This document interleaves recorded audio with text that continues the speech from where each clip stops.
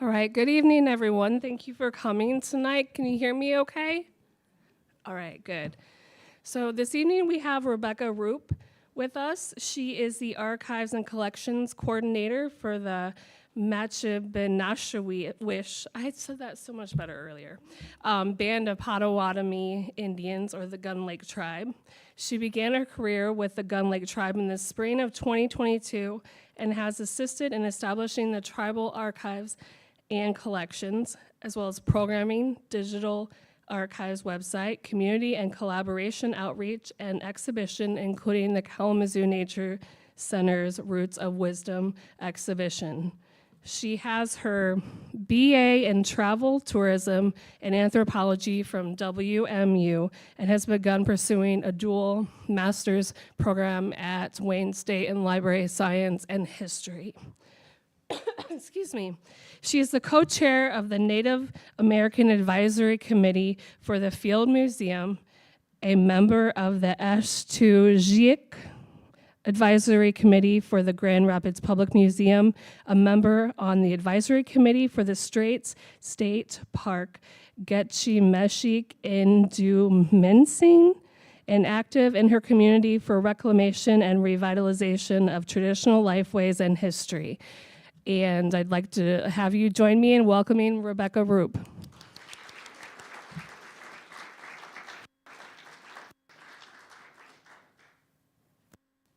Bonjour. I'm gonna hold it, I think. Yes. Yes. I was like, maybe I'll let it stay there, but Now it's kind of I annoying. move a lot, so.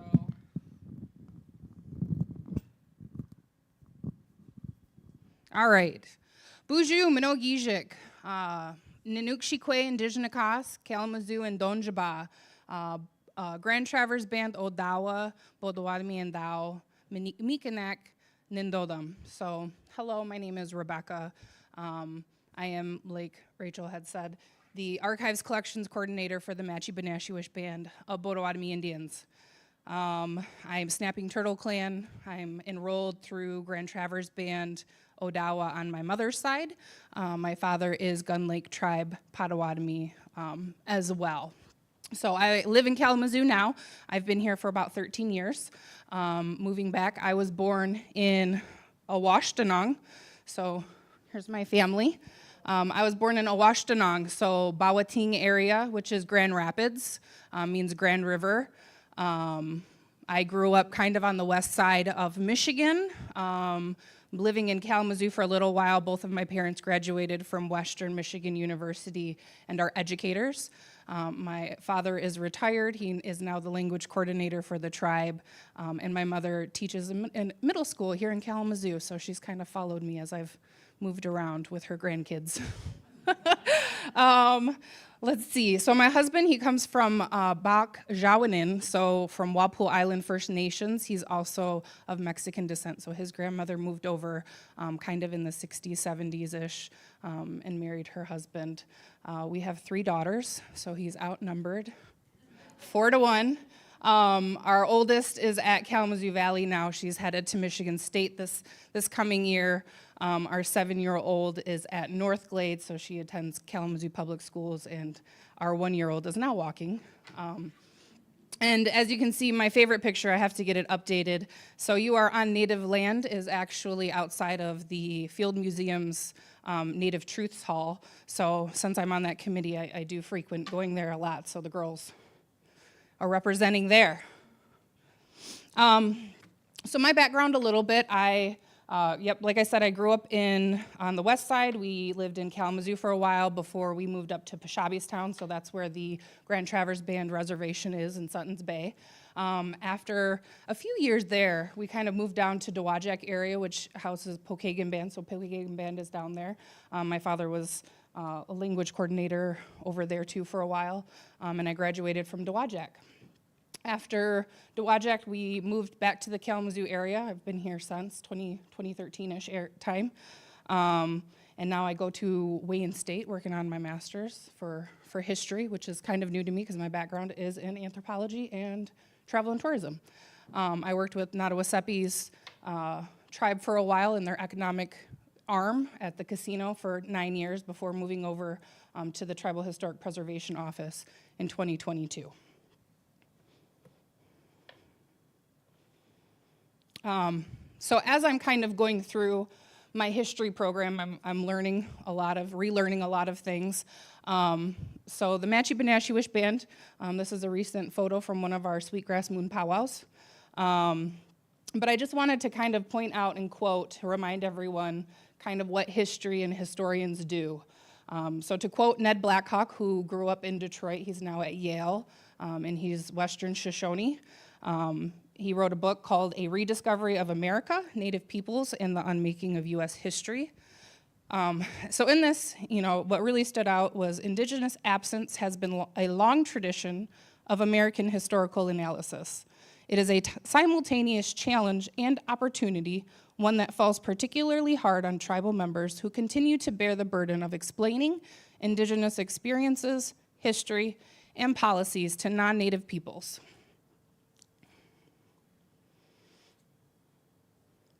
So jumping forward to the Tribal Historic Preservation Office. So the TIPO department was granted, you have to apply to oversee the stewardship of tribal historic preservation from the SHPO department for the state of Michigan. So in 2018, Gun Lake was awarded that status. So our mission statement with the Tribal Historic Preservation Office is to exercise our oversight and ensure the preservation, protection, curation, repatriation, and management of the ancestors, sacred objects, archives, archaeology, sites, history, traditional cultural properties, which are also called TCPs, that are significant to the tribe. In about 2020, right before the pandemic, the Archives and Collections program began as well. There was a previous tribal citizen who was the Archives Collections coordinator, and they came up with the Archives and Collections program. So we do have an advisory committee. It's called the Exhibitions and Collections Advisory Committee, and they came up with their vision statement, which is to promote and sustain community wellness through Potawatomi worldviews, values, beliefs, and doings. And I'm sure you guys can read the rest of that. But so really it's just kind of thinking about Potawatomi history since contact. So, our workshop today, our talk today was about contact to contemporary, and in terms of contact, we realized that contact really began, several hundred years before any treaties were signed with the United States. For Matchi-Benashiwish, he signed in 1795. So we do know that prior to that, there are hundreds of years of French documents, Dutch documents and Spanish documents that all kind of relay their interactions with Potawatomi. Nishnabek is kind of what we go by, people. On here you'll see the purple part. So this is Native Land Canada, has a great website to use for Nishnabek removal. So today there are 7 federally recognized Potawatomi bands in the U.S., 4 Potawatomi communities in Canada, and various Potawatomi descendants are incorporated into the other 3 Fires communities. So Ojibwe, Odawa, and Potawatomi are the 3 Fires communities. There's also some removal down to Mexico with the Kickapoo. They are also closely related to Potawatomi peoples. So today, Nishnabek Key, which is the ancestral and contemporary Potawatomi territory, is intersected by current borders, the Canada, Mexico, and the United States. In the late 1700s, so pre-1795, we go back a little bit, Nishnabek Key totaled more than 89 million acres. So this purple part, if I had my laser, I would be able to do it. But this purple part, and it says Bodwéwadmi if you can see it from there, is really what we consider our ancestral territories. So from Grand River down, Ohio River Valley over, and then going up that corridor there in Wisconsin, as well as other tribes. We intersected with many tribes. Mayam is on there, Ho-Chunk, as well as the other 3 Fires.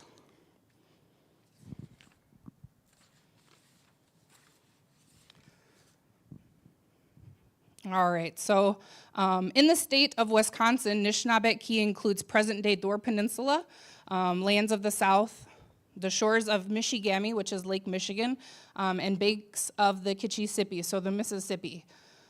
This picture shows removals of Potawatomi peoples, kind of out. It's used a lot, although there are some areas that for improvement for this one. But you can see Potawatomi removal kind of going out west, as well as up into Canada. So some of those that were avoiding removal would go north. Obviously, what would be missing is, Matchi-Benashewish and that Kalamazoo area going north.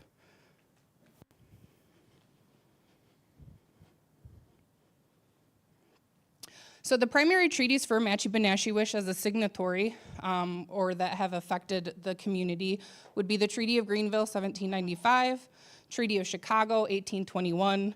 We were part of the Spring Wells Treaty in 1815. That was not a land succession treaty, though. That was a bit more complicated. But the Treaty of St. Joe in 1827, the Treaty of Chicago, 1833, which we refused to sign, and then the Treaty of Washington in 1836. Again, we did not want to sign that one. So Chief Matchi-Benashewish did sign the Treaty of Greenville, 1795. If it's helpful to understand what was happening in New America, right, leading up to these land successions. So this map right here will show what was considered like the New America and who dominated those areas during that time period. So the blue is France. You've got the Spanish colonization there in the south. Great Britain or the British are those purple areas, and Great Britain territories that were ceded are the purple, Great Britain the red, sorry. So this was prior to the French and Indian War. This would have been the area that we would have traditionally gone through. So a lot of our materials with people down south, we can find copper and Minoman and sturgeon bones. All of those you can kind of find because we migrated all of these areas, as well as some of our creation stories would have had us out on the eastern seaboard too.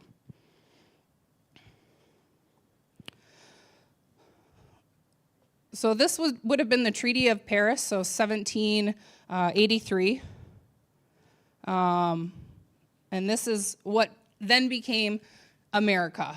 Well, the foundations of America, right? We're just learning kind of about this in our histories. So the war happened.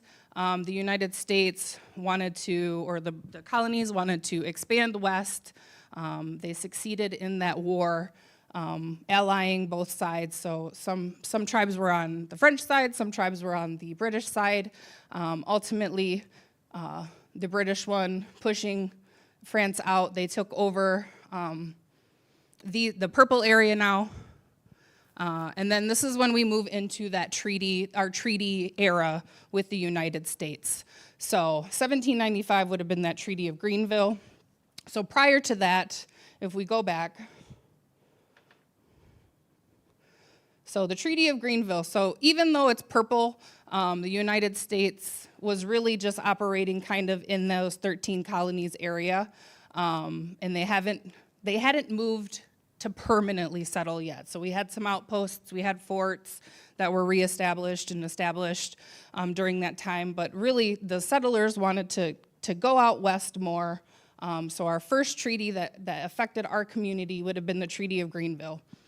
So all land that was succeeded or ceded would have been the southeast of this line right here in Ohio, kind of following that river down. So the treaty, while very complex, basically was like, all this land to the northwest, you guys can still inhabit. We promise we won't go over there. Everything will just come to this river valley right here. And that was that one, right? So then we move into 1821. So the 1821 treaty was like, just kidding, we need more land to establish. So the Chicago Treaty 1821 ceded all of the land south of the Grand River. So it's this light green color right here. And that set five reservations were established, including the 3 square mile one that was in downtown Kalamazoo today, which is right here. So the Treaty of 1821 established this reservation specifically for Ejë-bajowdowat.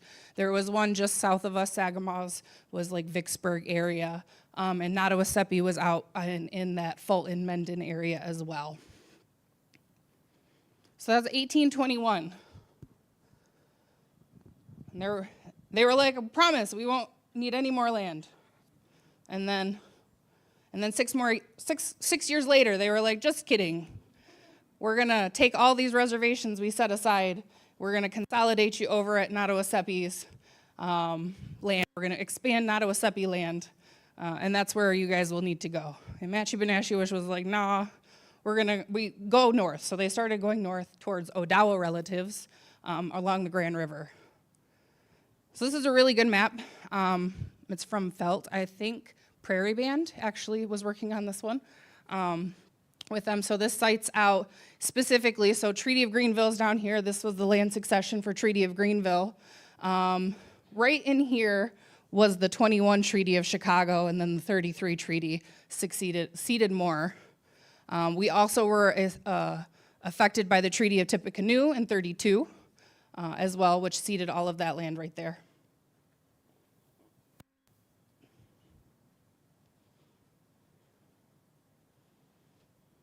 So meanwhile, while all these treaties were going on, this is the maps. So, Kalamazoo, the head of the Kalamazoo River, is what Ejë-bajowdowat, Bodwéwadmi people have called home since time immemorial.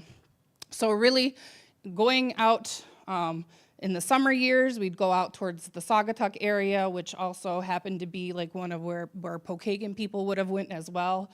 Up there, we have stories going up to Mackinac and trading. During the winter months, we would have came in for winter, and we called Kalamazoo Gigamazizi. Now there's some talks that because the head of the Kalamazoo River is way down here, over by Jackson, kind of actually. So even though we're relatively close and associated most with Kalamazoo and that reservation from 1821, we would have traversed this whole this whole river, and our oral traditions say that.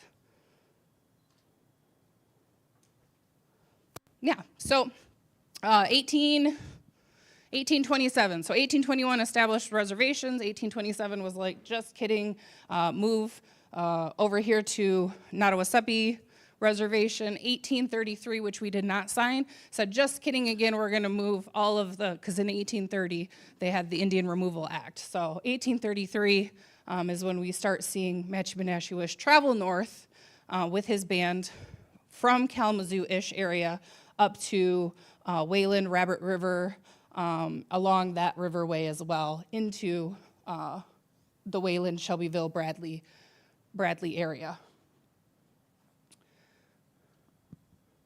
So 1838, the Bradley Indian Mission was established by James E. Selkirk. Shortly after that was the Griswold.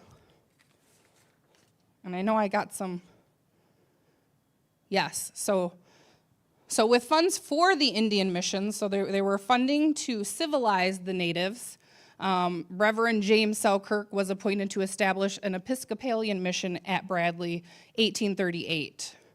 And then that broadened into Salem and Griswold Mission, so that's in Hopkins. Bradley still serves the Gun Lake community today, so they still have a service every Sunday. It's right across from a lot of family, the dirt road right there, a lot of families still own land along that corridor. So moving into 1838, 1838, yes. So Indian Removal Act, 1830, 1838 was that one. So kind of jump ahead, and in the 80s, as the tribe is getting established, and I've got a short video that actually has a really good history from contact in that time.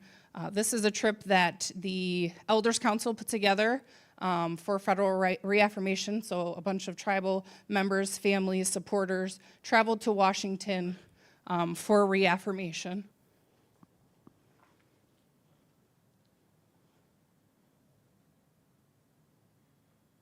And I think this is the video.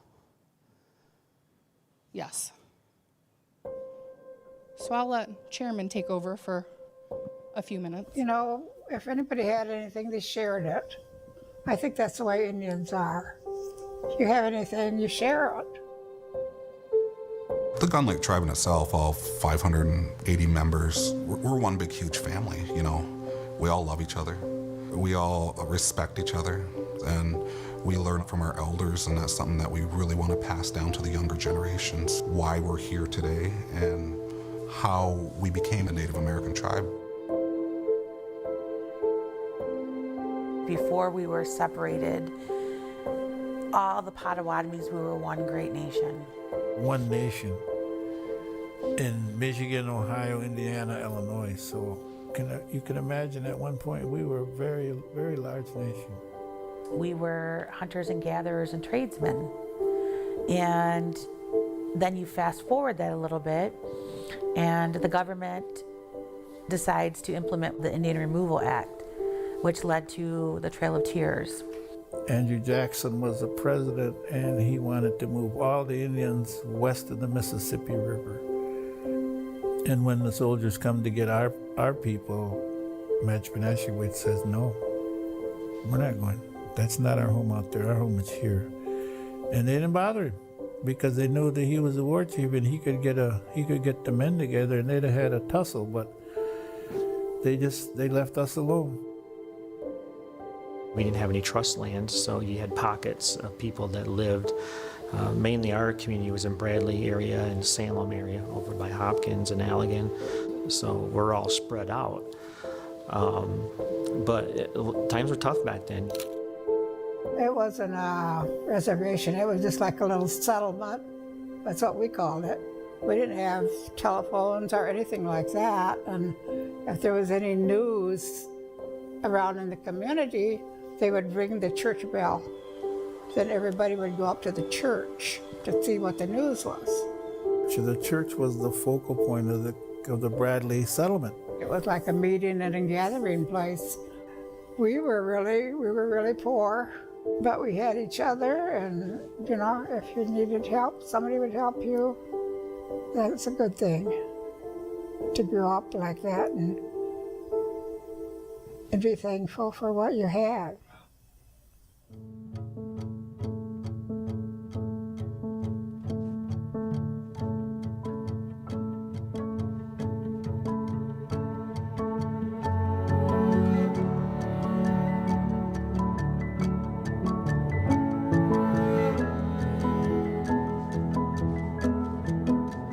We are Ejë-bajowdowat band of Bodwéwadmi Indians.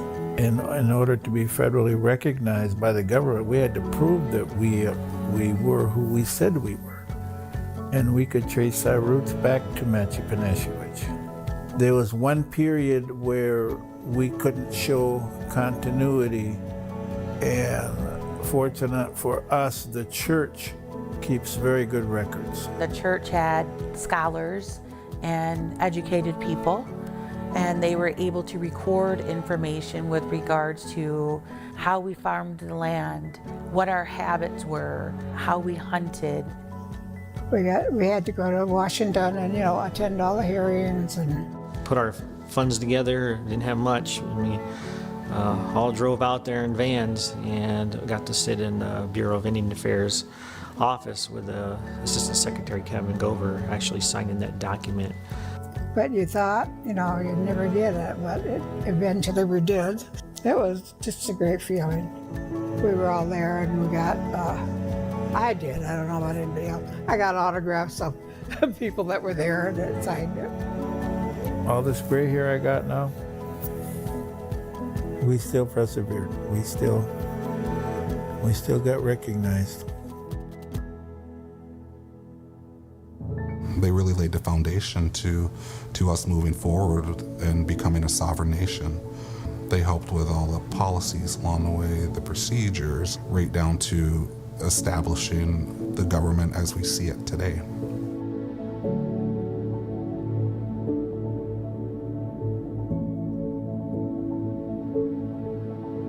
Sovereignty gives us the right to govern ourselves. It's our identity. It's the inherent right for us to operate as a government. We can establish our own laws. We have the ability to govern our people, just like any other government out there. We are our own entity. We are our own tribe. We have our own police department, our own court, a constitution. The tribe bases our beliefs on the 7 grandfather teachings. In our strategic planning, we think about how is this decision going to impact the next 7 generations.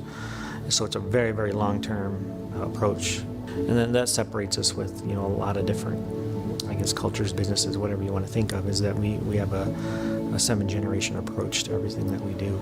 And back in 2001, we voted to pursue governmental gaming as our foundation for our programs and services, which is the casino. We didn't realize the intense amount of opposition and politics we're going to be getting into. The first meeting that we had was at Wayland High School, and we wanted to tell the folks what we had hoped to do. When we announced the casino, November of 2000, we had organized protesters, about 2,000 of them that showed up. Busloads of protesters from out of state that came up to the gym and to raise heck with us, and they did a pretty good job. So we had to step back from that, reassess what the heck happened, and then, you know, the local community members that actually went there to learn about the project were embarrassed. They came to us and said, we don't know who these people were. Through that protest, a group was formed called Fogelly, Friends of the Gun Lake Indians, and they said, they came and see me the next day, several of the community leaders, and said, we want you to know that that was not us that was protesting you there in Wayland. We never seen them folks before in our life, but we are here. And they were about 10,000 strong. And they supported us for federal recognition. So they went with us to Washington, they went with us to Lansing, and it was a good organization. And that was just showing the government that we did have support in the area. Once the final determination was done, we were immediately sued by Michigan Gambling Opposition, which is a locally organized group that was well-funded. The business leaders in Grand Rapids, political leaders, wanted the casino not to happen. The litigation I mentioned, it lasted for a better part of 5 years before we were able to turn a shovel in the ground. At the end of the day, it all worked out. Since we've opened in 2011, we've generated 1.5 billion in the surrounding community through the gaming enterprise. We support thousands of jobs. We give back to the local communities, whether that's through revenue sharing or just donating to those that need it. The tribe has always wanted to diversify our economy, and with that, we created Gun Lake Investments, which is a non-gaming economic arm of the tribe, which is set up of 7 board members, board of directors, and we also have a tribal CEO. We have a couple operating businesses. The one you can see the most is Noonday Market and gas station, and we also have some strategic land purchases for economic development. I think we're coming full circle. The natives, the Indians, believe everything happens in a circle.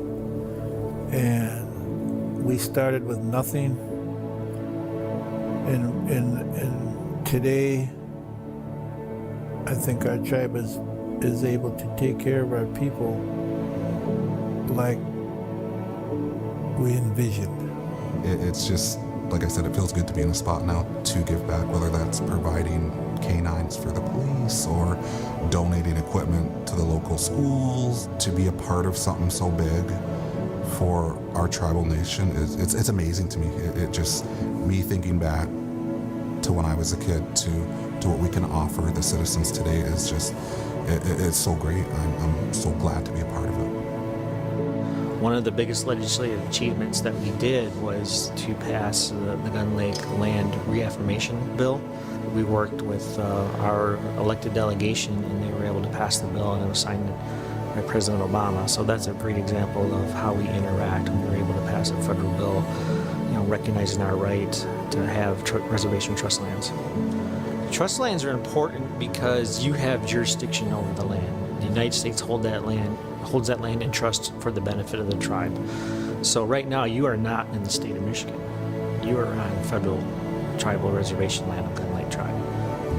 We went from having nothing to a full gaming enterprise, a tribal government with over 170 employees.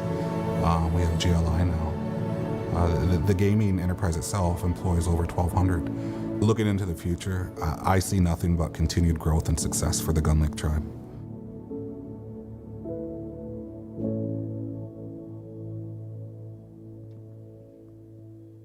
So this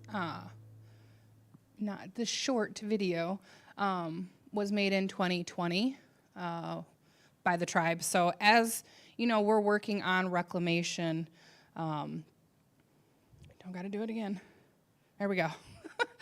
As we're working on revitalization and reclamation, we really work with institutions who have archival materials and documents in their institutions.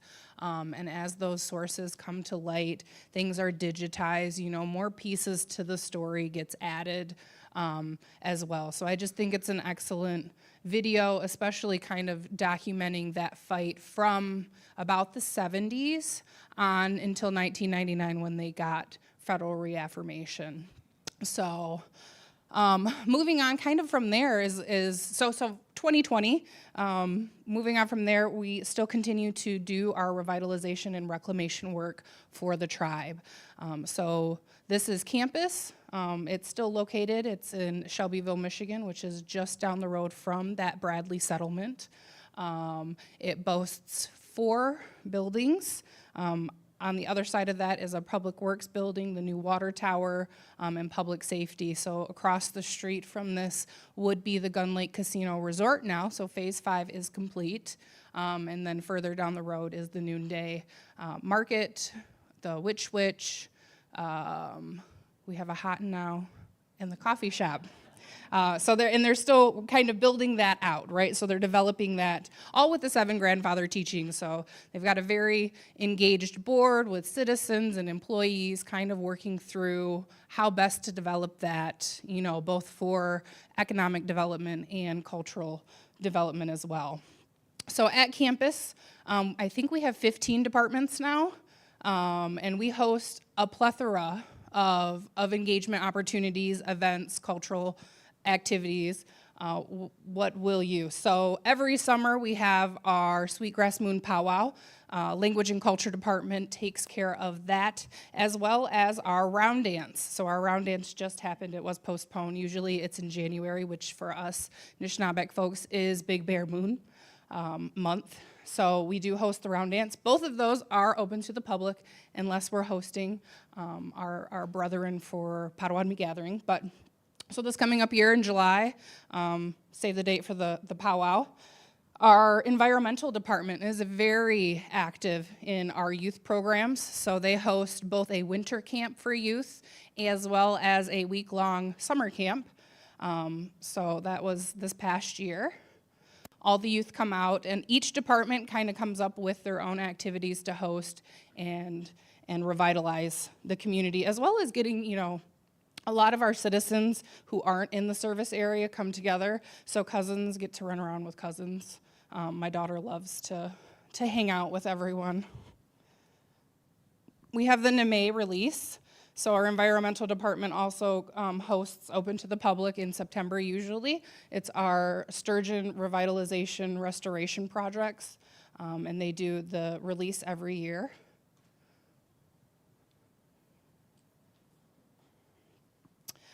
Collaboration between 2 departments. We have our Minow-Meejum Sovereignty Program, which is in language and culture, along with environmental. They do Minoman, so wild rice. They do camps every year. After they harvest it, then they come back and they'll teach everyone. They open a camp and you can process wild rice as well. And it goes from tool making, so really from the beginning. I think 2 years ago, maybe 2 years ago, we had a G-Mon build. So G-Mon is canoe for Anishinaabeg people. So the community came together, we built a canoe, and then that went out that year for ricing. So in language and culture, so Minow-Meejum Sovereignty Program again, hosted by Wyatt there in the picture. They do maple sugaring camp, so the kids get to come out. It's a weekend. We tap the trees. I believe they tapped already. And so we're just getting into that season now, but the kids will learn how to collect it, process it. They're making sugar right there, and they really enjoy it. New this year, well, actually it was last year. So in 2025, we hosted the Bodwéwadmi gathering. At the Bodwéwadmi gathering, the Bodwéwadmi Confederation was signed. So 2025, all 12 Bodwéwadmi bands came together and signed the Articles of the Confederation, which was a huge deal. You can see in the photo there that it was a very emotional time. So each, tribal chair got to speak some piece. It was probably a decades-long process of coordinating all of that verbiage into that. Very proud moment. And that's, I guess, it. So, miigwech. I want to thank Rachel for sure. I do have a gift for you as well, but I'm open for questions. Yes. What can we find online, a calendar of events? On the tribal website, there is a calendar, yep, and that we'll have them. It's gunlaketribe-nsn.gov. I'm almost positive. I'll write it down for you. Yep. Yeah, as a quick aside, we have a live stream going on for folks, and this Wonderful. microphone is going to be connected so that those folks can hear your questions. So if you have one, just raise your hand and I will come bring this to you. That way you can ask that. My presentation next? gets to live on. Yay. Don't be shy, it's okay. I won't bite. That's easy. I'll try to answer. On your last slide, you talked about the signing. What does that document do? So that document, and I have not read it. I know it will provide all. So instead of being one tribe against or for something, it will provide all the tribes going together into whatever it's for. So, for instance, I'm thinking, I got it. Boarding school. So that's a huge initiative right now, right? So, and there are a lot of views from different tribes and different citizens on how boarding school projects should be done. Michigan obviously launched theirs. I think federally they also had one as well. But really, that's a chance for, instead of one tribe having an opinion, our tribal leaders can get together, make decisions like they used to. Really, if we go back into old stories, they would go for the weekend or week long to get together to make decisions, right? So we're not just one. I want to say another one that would be really good, is probably a better example, is Line 5. So Line 5 in the Straits is going on, and there are, a coalition of tribes that are working together to stop that. And that's something that, even though removed, so a lot of the Potawatomi tribes are removed, if we wanted, maybe we could ask them to all make a stance together. Yeah. I hope that's helpful. Are you going to provide the link to your presentation for us that we can look at it at home Sure. closer? Yeah. Yeah? Yep. Rachel's got it. Okay. Yeah. What you can do is email me. Did you sign up for the program? My email is right on the information. Okay. So anyone who wants it, feel free to email me and I can send it out to you. All right, thank you. Yeah. For those listening at home, visit the link at portagelibrary.info under the events page and contact Rachel Wakeman for the presentation. George Winters got really good paintings of tribes around fires together. That's kind of what I see the Confederation as. So, yeah.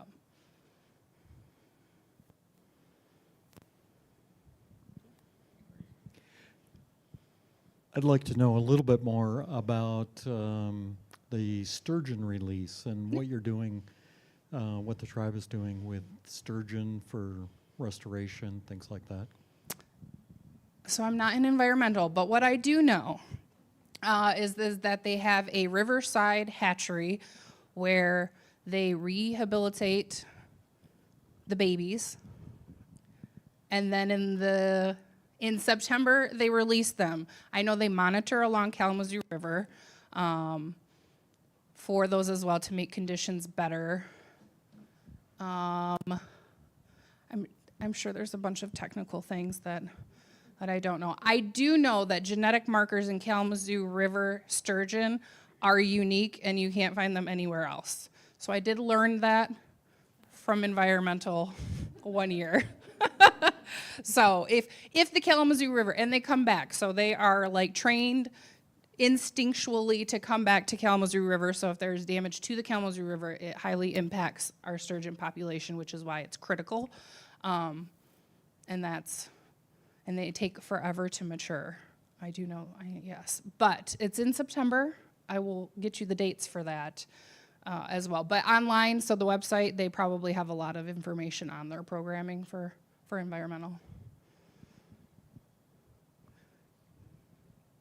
I'm curious about the routes for portaging through this area. Lots of names of portage are on bodies of water, lakes, streams, creeks. Is there Native American history talking about portaging from one watershed to the other? Is there stories about? I'm sure there's stories. I know Portage Creek was was a well-used, I want to say I just read about it the other day too, Portage Creek specifically. That might have been on Nottawasepi's historical website, because I looked at some of their information too as I was thinking about things, yeah.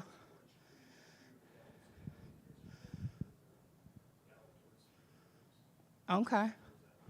So that might be, yeah, so it might be looking at Sagamaw's Village down there, because that would have been one of the reservations from the 1821 that was established a little bit south, because then you had Matchebenashewish, Pokagons was over east.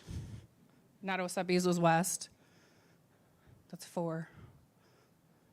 I don't know what the other one was. Yeah. But yeah, so Indian Trails, and like the bus system that everybody might be familiar with is also called Indian Trails. A lot of names have evolved from how Nishnabek had communicated to those settlers at those times. So that's why we got like Michigan is, I have it on the thing. So Lake Michigan is Gitchigami. I know that. And thinking about Detroit as well has one of those names. Chicago. Yes. I'm going to get with you again. Go ahead. I'm a canoeer, and I've done the map work for the Portage that you're talking about. To avoid paddling on Lake Michigan, which can be really dangerous, the Potawatomi would go up the Kalamazoo River, up the Portage Creek. There was a portage over to Austin Lake, like literally where we are right now. And then from Austin Lake, it's downstream south on the Portage River to Three Rivers, and then you're in the St. Joseph. And there was, of course, a French fur trade post at Niles. So it all connects. I've looked at doing that as a canoe trip. It would be ugly. There are, 75 concrete bridges that you have to portage around one by one. But that was the historical route. Yeah.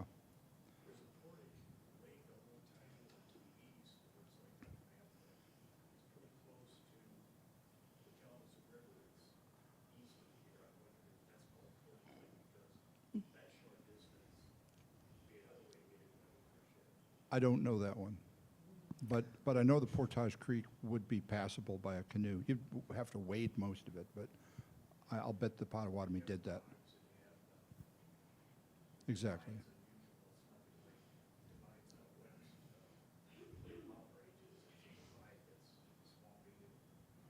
Right, and you could line a canoe up that, and then once you get to Austin Lake, it's downhill after that.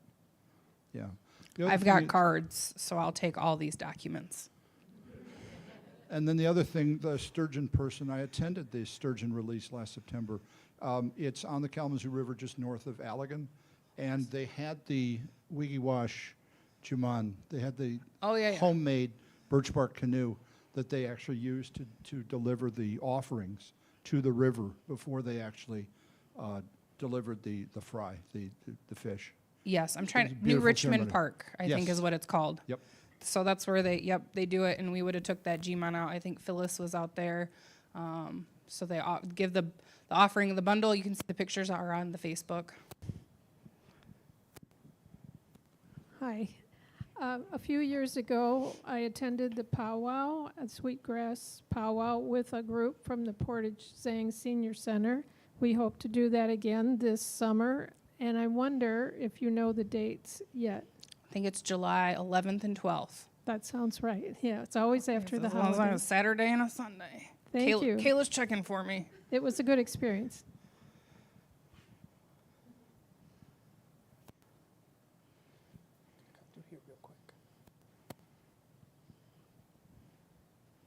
The gentleman in the video that you had in your the gentleman in the video you had in your presentation mentioned that when you're on like the reservation land, you're on the federal land, and you cease to be in the state of Michigan essentially.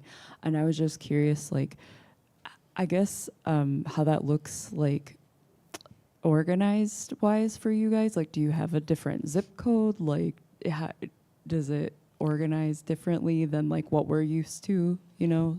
No, so we have the same zip code as Shelbyville. And yeah, so we have the same zip code as Shelbyville.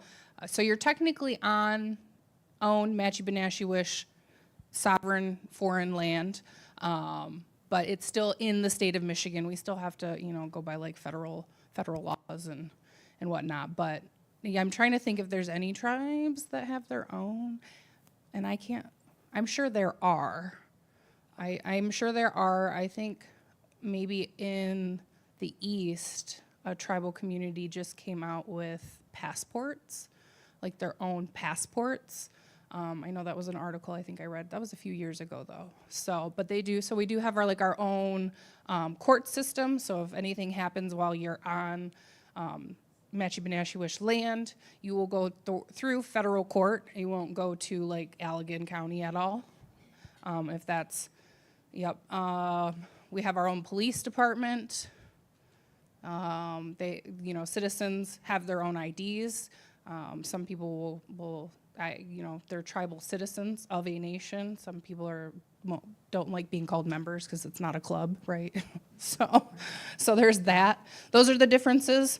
But no, so we share space with Shelbyville as well. Yep. So there's like a lot of overlap.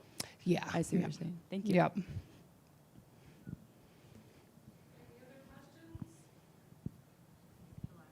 It was July 11th and 12th. Go ahead, Monica. She's going to get me. I'm not sure I can articulate this question well, but it addresses with the historical documentation of dates with the contact with the French, the Spanish, the English, all of that, versus the since time immemorial phrase, and different Potawatomi tribes that have, or bands that have, different creation stories than, say, you. But how do you kind of square those? How do you you and I have briefly talked about, your anthropology degree. Yes. You blew my mind with one comment, too. Like, that's because that's my background as well. And, historical facts, oral history, since time immemorial, historical dates with contact. How can you explain that further? How do they mesh?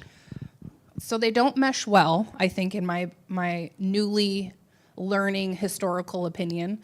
As Anishinaabeg people, we didn't have a written language for a while, so everything was oral. We have stories. They pass down, generation to generation. So really now we're at this time America is celebrating America 250, so a lot of things are becoming digitized and accessible. So we're seeing a lot more stories come out, especially like those pre-1795, because for us, that's kind of where we've been highlighting a lot, is where we see, Matchi-Benashewish signing that Treaty of Greenville.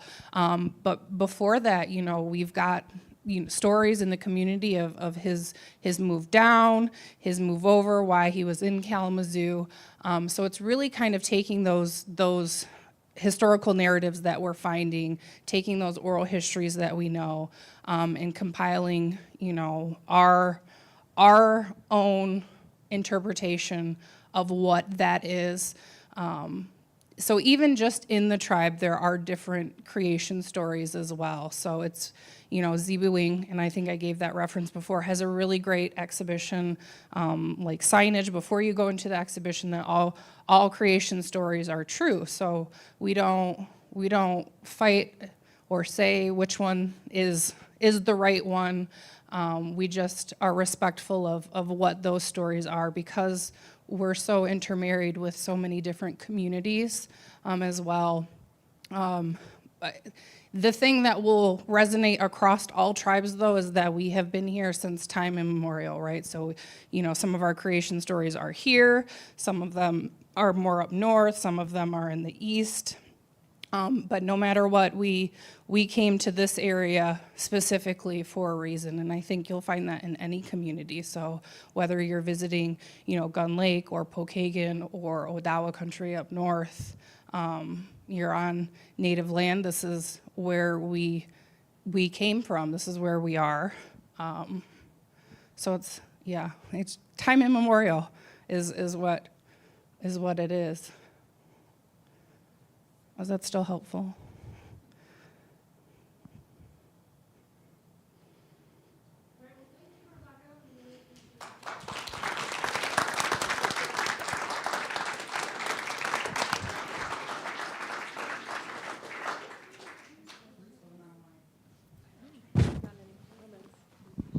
Many years ago, I was on a trip